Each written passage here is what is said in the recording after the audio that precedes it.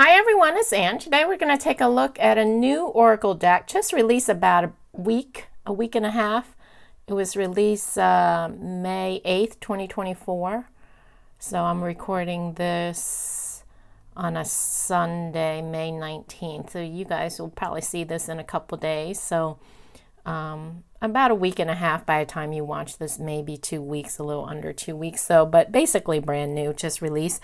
Alice in Wonderland by Paolo Barbieri, and it's in a hard case rectangular 2-part box, thumb hole cutout on the side, top, bottom, and it's published by Lo Scarabeo and also Llewellyn Publications, according to Amazon website, in the United States, since Llewellyn is the distributor for Lo Scarabeo. And in the back there's a few pictures of the cards. It's in the same size as like a Hay House Oracle card box, if you're familiar with Hay House. And then it does come with a black ribbon.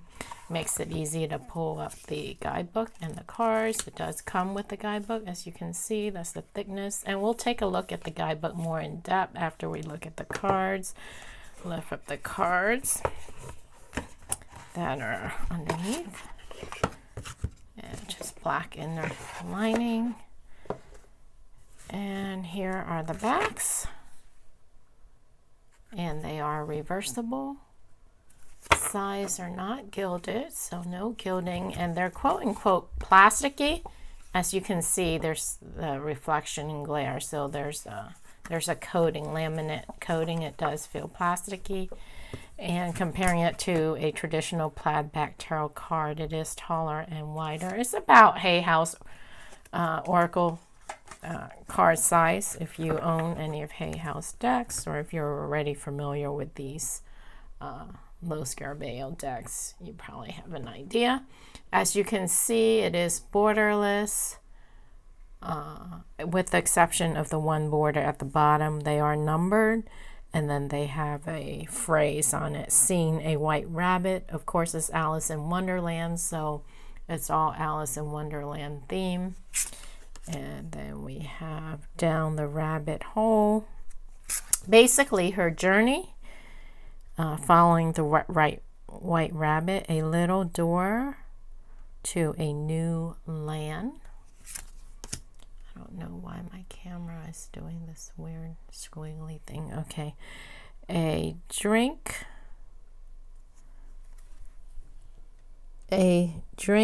me labeled bottle. Okay, a drink me labeled bottle. Too many tears. I'm sorry. It's getting close to dusk outside, so I have a little bit of light left, but having difficulty seeing. A splendidly dressed rabbit. The little mouse. Oh, that's a cute little mouse. Close up of the mouse. A queer looking party.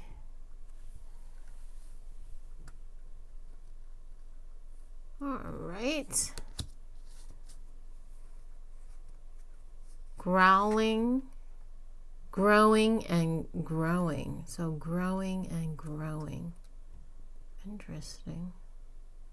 These illustrations are really pretty. Bill the lizard. So I guess the lizard's name is Bill. Bill the lizard. All right, the smoking caterpillar. Interesting. A girl or a snake. Ah, that's really weird. Wow. Unexpected invitation. The Duchess. The Cheshire Puss.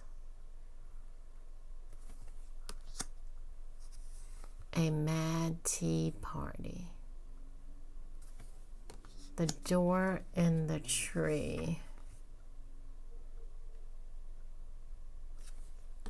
Painted roses. Lovely. The King of Hearts. The Queen of Hearts.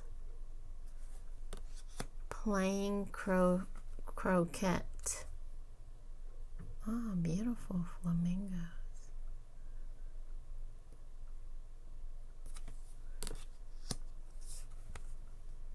The Gryphon or Gryphon. Is that a G or a C? Oh, the Griffin. It's a G. The Griffin. All right. The Mock Turtle. The Lobster Quadrille. The Lobster Quadrille. The Knave of Hearts. The Jury Box. The Mad Hatter. The Mad Hater or Hatter? It's Hatter. Yep, he has a mad hat. The Duchess Cook. Making use of the ink.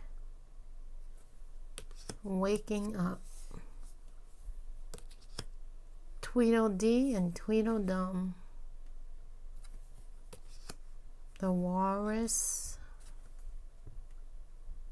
and the Carpenter. The White Queen. Humpty Dumpty. The Lion and the Unicorn.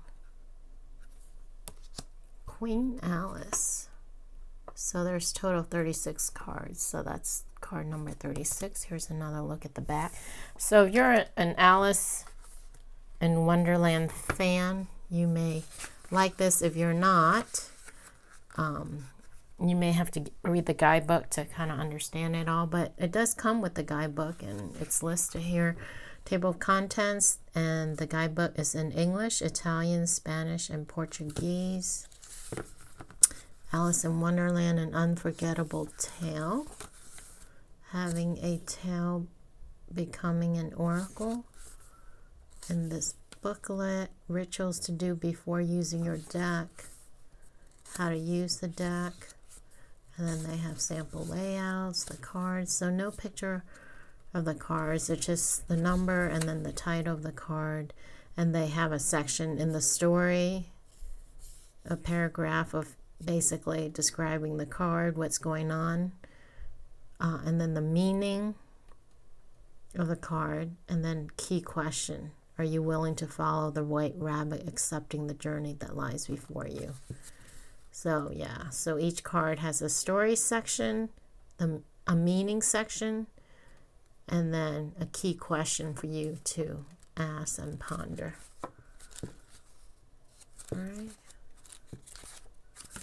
All right, so let's zoom out and then clear the deck.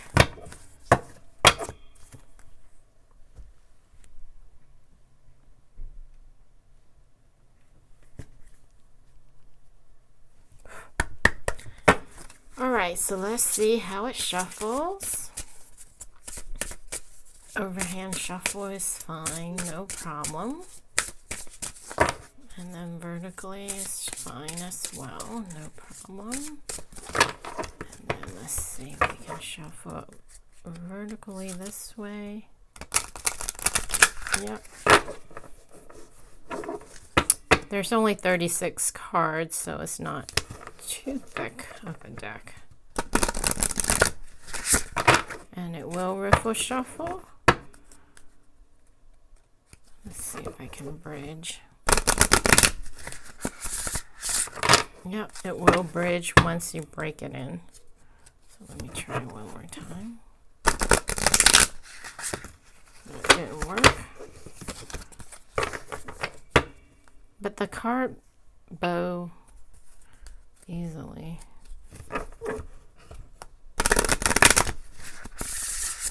There you go. So it will ruffle shuffle. It is plasticky, so if it bows, you just bend it back. And it's kind of chewy and flexible, so it won't stay bow. All right, let's pull a card for the collective viewers just to get a feel for the deck and the guidebook. So can we get a card for the collective viewer? Message for the collective viewer at this time. What do we need to know? Message for the collective viewer. Okay, that card wanted to come out. What is it? Ooh, the lion and the unicorn. Wow, looks like two forces fighting. All right. I'm not that familiar with Alice in Wonderland, so we'll see. I mean, I've heard of it, of course. 35, but I'm not familiar with all of the characters. All right, so 35, it's an alphabet, it's in numeric order, so very easy to look up. 34, 35, right there. The lion and the unicorn. So in the story section, it says, based upon an English nursery rhyme, these two characters were endlessly fighting over the White King's crown. Oh, that's interesting. The lion represented the King of Hearts, and the unicorn the King of Spades. Their relationship was one of competition and sheer opposition, but also of complementarity. They could have been powerful allies if only they stopped fighting each other. Wow, that's a powerful message for what's going on in the world right now with all the war and everything. Very timely message for the collective. Okay, so the meaning section at first glance, jealousy and rivalry rule the land. But if you look closer, you may see a different picture. Why should you waste your time fighting when a collaboration could be so much better and benefit both parts? The one you consider as your opponent might have talents and resources that could be handy for you. Cease the competition and welcome the complementarity. Key question, how could you turn your enemy or an antagonist into a friend? Wow, that is powerful. Very powerful. But we were asking for the collective, right?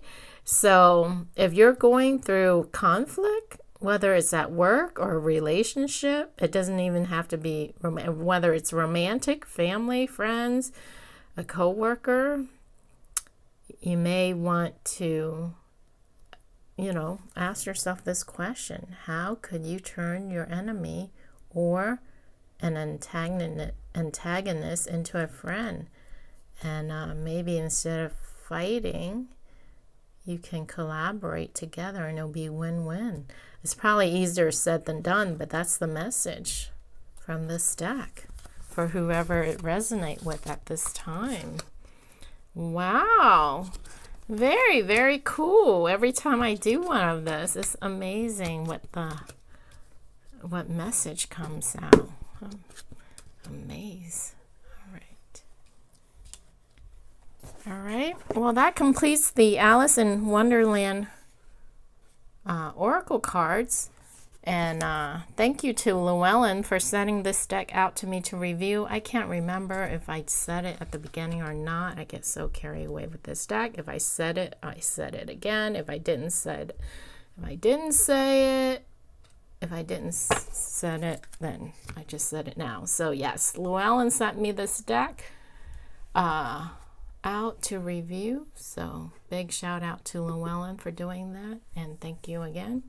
And thank you to you for watching. And if you are interested in getting the deck or checking it out, I will put the links in the description underneath the video. And I will catch you all again on the next video. Bye.